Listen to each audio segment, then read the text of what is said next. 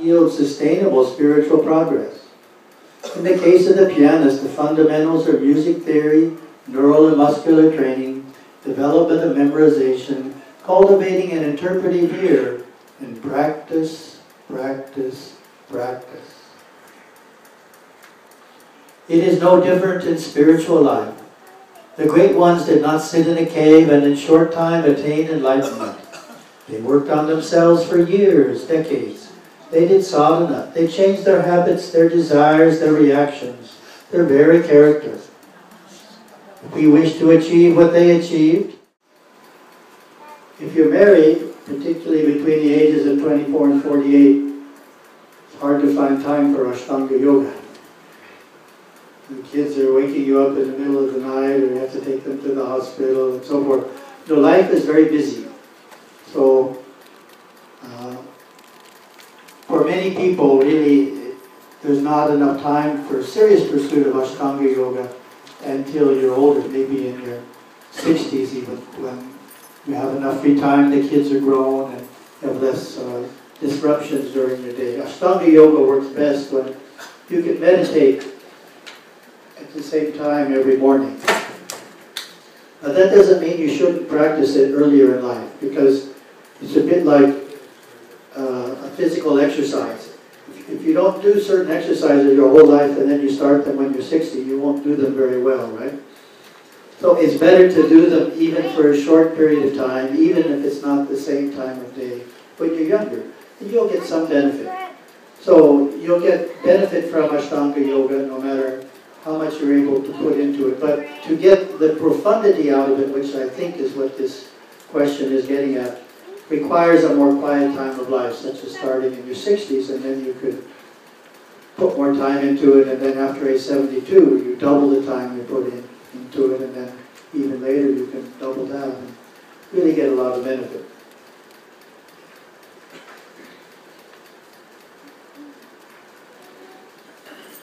It is impossible to achieve all the stages of Ashtanga Yoga other than asanas and pranayama by attending a yoga workshop studio.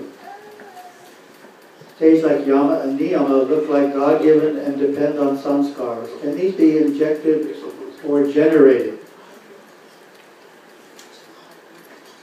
Well, same answer, but even stronger. Yoga workshop studio isn't how you go deep into Ashtanga Yoga. That's how you can learn what to do, but it's your daily practice of it that's important.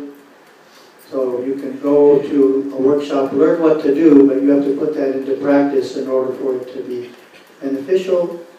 And yama niyama, which are the restraints and the observances.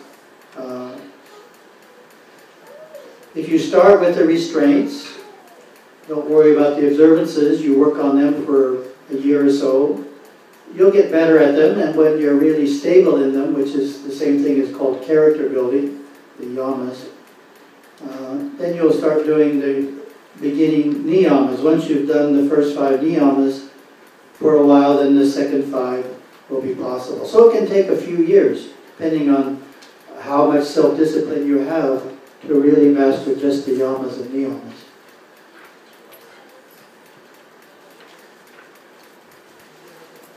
Okay, this just keeps going on the same subject. I'm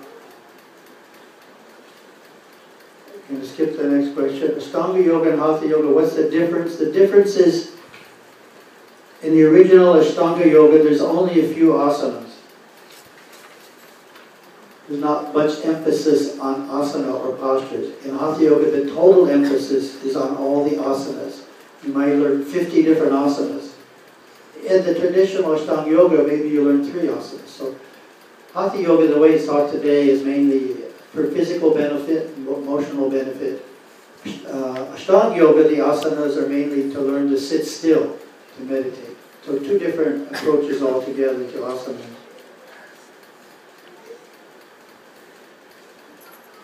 Okay. If you do not have a guru, how do you meditate? Do you need only mantra?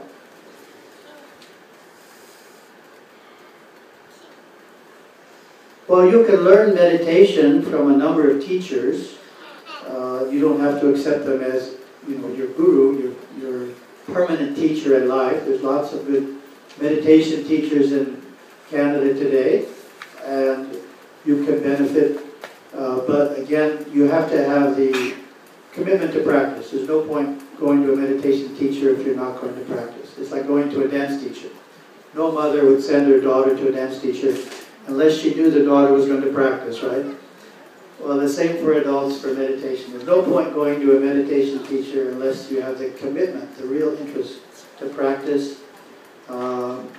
Mantras are also useful. Mantras are part of the niyamas and are a wonderful combination. You can do both. You can chant mantras and practice meditation both. It's good to do both. How can we change a person who is saying, I can't because I am born like this now that I can't change? Well, you may not be able to. It depends how old they are, I say. If you're talking to an 80-year-old and she says, I can't change, she may be right. You're talking to an 8-year-old and she says, I can't change, she's just being stubborn, right? So it depends on the age. Well, I think you can convince someone by showing how other people have changed. That's a logical approach. You can find some examples of people you know, friends, family, and how they've changed. So if they can change, why can't you change? It's very logical.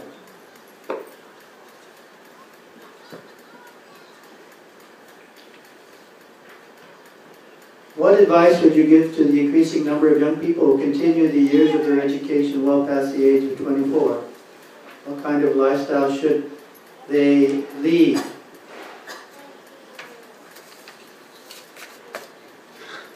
Well, the most challenging, one of the constant concerns I get is from Hindu family comes in and the mother will voice it, my daughter's age 35 and she's still not married, right? So it's very frustrating to Hindu mothers, particularly for their daughters. The daughters are getting married much later in life. Education is going on much later in life. Career is given more importance. Children are being born later in life. So everything's happening later. In terms of lifestyle, well, really, until you marry, you're supposed to stay in the brahmacharya ashrama.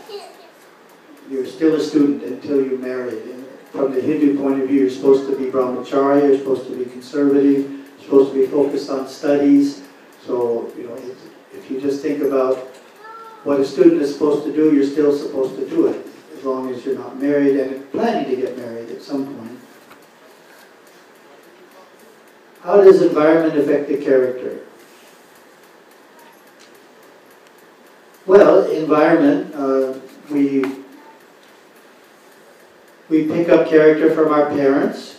Sometimes boys pick up more traits from their father and girls from their mother, but it depends. So definitely the character we end up with when we're 20 years old, a lot of it we have picked up from our parents, more so than other people. We could also be influenced by other people. By environment, it's really people. And that's what we're talking about, the environment of the people. And if we're serious about changing our character, we'll realize what we've picked up. We'll start laughing at ourselves and we'll say, I'm acting just like my father. I promised I'd never do that. Or I'm acting just like my mother and I promised I'd never do that. We'll start to see the qualities we picked up which we didn't want to pick up. That insight will allow us to change them. How do you define love? Well, love in the religious sense is devotion, and it means love of God, or devotion to God, feeling of closeness to God, a feeling of surrender to God, a feeling of wanting to be guided by God. That's love in a religious sense. Is Hatha Yoga important for spiritual growth? It's helpful, yes. I wouldn't say it's important because you really need to say, is it more important than something else? I'd say it's helpful. I'd better say that. Hatha Yoga is helpful for spiritual growth. It's particularly useful if you're trying to meditate, because it's hard to sit still. And Hatha Yoga helps you limber up the body, balance the currents in the body, and therefore you're able to sit still without such a struggle when you try and meditate.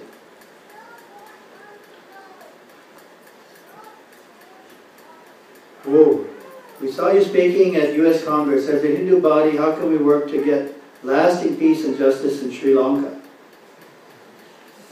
That is a difficult question. Well, I think we have to work with the situations that's there in a grassroots sense.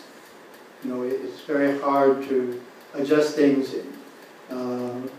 Going to the Canadian government or the U.S. government and have them fix the problem doesn't necessarily improve. But if we understand what's there, if we work with the organizations that are there in different parts of the country, it's possible we can improve things in area by area. But it's really a question that I can't answer more fully in a short time.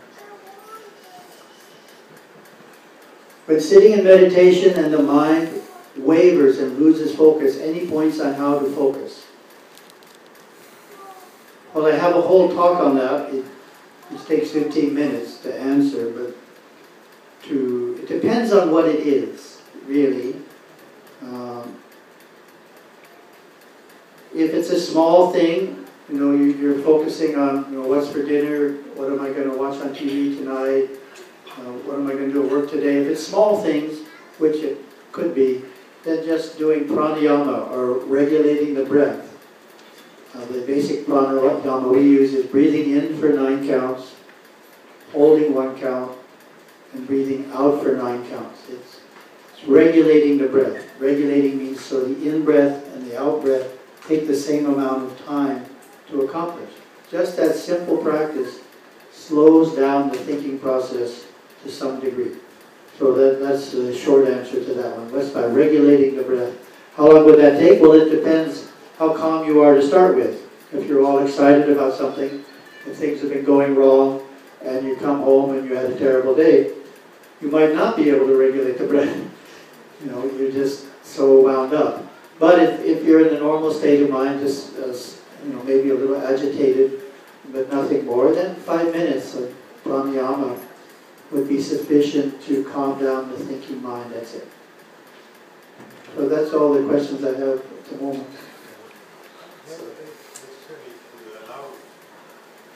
Small confusion. Can I speak? We have a mandate to write the questions, and then Guruji will answer the questions. So if you want to write down, so please write down. My confusion is, in the last slide you mentioned about the sannyas, and 72 is the age, then you have to take the sannyas. I am approaching now 72 and I am scared because my body is getting weak, my senses are getting withdrawn. Yes. In such circumstances, how can I get out and wander in the forest? Right, you can't. You freeze to death the first day, right? Canada forests are not very good for wandering. Yes, well, the answer is you don't. That's what it's trying to say. It's not practical in modern times. We want to stay at home, stay warm, be healthy, and double the amount of time we're putting into our spiritual practices. So if we're putting in half an hour in puja, we make it an hour. We're reading scripture for half an hour, we make it an hour. We double the amount of time, because we have time, right? That's the one thing we have. We have lots of time. So, our physical forces, we're not that strong, but we still have enough time to do those things. So we double our time in our practices. And do that for a few years, and then you'll want to even increase it more. So very simple, double what you're doing. Stay at home, stay warm, avoid the forest. So, stay home or stay in senior? Richmond Hill, right? Yes. Toronto. So they created the home for the elderly there. A wonderful accomplishment, and they were able to do so with a significant government subsidy. because it's providing services that the government would otherwise have to provide. So it's right next to the temple. And though it doesn't solve the problem of the children coming and interaction, it solves one problem of being isolated. And that's can really happen in Canada when you're older. You know, you can get isolated. So there you are, right next to the temple. All you have to do is manage to get from the temple. And I've seen, you know, very determined elderly ladies coming over with their walkers and all to get to puja, you know. It's only 30 feet away, and they were going to get there. And it gives a place to worship, and it gives some companionship with other elderly people. So it, you know, more of those would certainly be an ideal. But we do want to stick to written questions, otherwise it doesn't stay on point. So I think we're out of written questions, Panditji. Yeah, I think no more questions right now. So we have some few people that are going to their ceremony that was going on. We were very blessed to be part of that ceremony, and we attended probably the best havan I have ever seen in my life. And I have seen a lot of havans, but this was just pure bliss. You know, for 3 hours, the havan from 6 to 9, and we were a little late even though we got there at 6 o'clock. It went on, and the shlokas were so pure, the vibration, as Amit said, was just amazing. And then after that, we saw all the trees that they have and the forest that they built out of nothing. You know, it's the most lush environment, I think, that I've ever seen. It's a huge property, and definitely, as Amit says, it's worth visiting for anybody who goes to Kauai. I mean, they should make it a point to visit this place. Well, there is, so they're building a new temple there, Iranian temple, and we were lucky enough to visit the temple.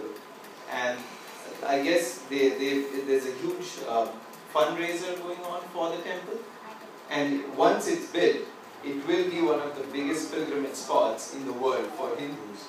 Because the Shiv temple, from my understanding, in Kauai, the monastery, is the only Nataraja temple outside of India, or the oldest Nataraja temple. Am I correct with that? It's definitely one of the best places we've been to. Any other experiences? I think if I have to sum up my experience, I would say if you have to ever visit any place like Rishikesh, outside India it would be Kauai Monastery. Like even when we talk about the havan and the vibrations, it was so pristine, it was so, the energy, everything else was just so pure. Like I have never experienced something that pure in my life. So I would really highly recommend people to visit the temple and see the phenomenal job that is being done by a handful of, by Satguru and his disciples. So it's a commendable job. Mahasamadhi of Gurudeva, and my sister was even more fortunate to go on the inner search that the church does every so years. And I just want to say that when I went there, my grandfather was subscribed to Hinduism today since the 1970s, when it was even like a paper. It was a paper edition, and you know, he had all of Gurudeva's books there, and I would always go to his house, and you know, I started reading Living with Shiva, and you know, I would always read all these the same slogas as a kid, and I would always you know, read epics, and you really don't know how is this applicable to my life, and what can I learn from this that I can benefit from. And when I read Living with Shiva, it was just the way that Gurudeva had outlined it is just overwhelming, and I would highly recommend that book for anyone who's trying to you know, understand how Hinduism can be applied to their daily life, raising their children, to how to comport themselves, and yeah, I would take a look because it's well worth reading. I think Neil mostly summed up what I wanted to say too, but I was lucky to go on the inner search after grade 12 with my mom to Hawaii, and it was one of the best experiences I've ever had. After high school, moving away on my own, it really solidified a lot of the lessons and foundations that my family has taught me, and really helped me these last 3 years on my own, and helped apply Hinduism to day-to-day life. And I would recommend anybody to go and visit the monastery there.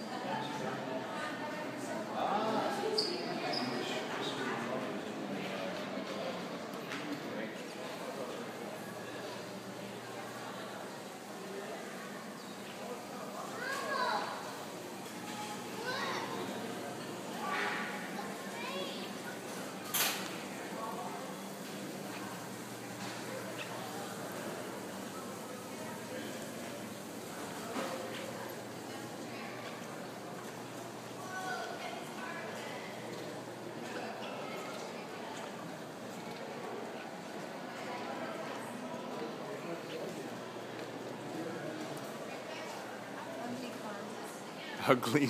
Yeah.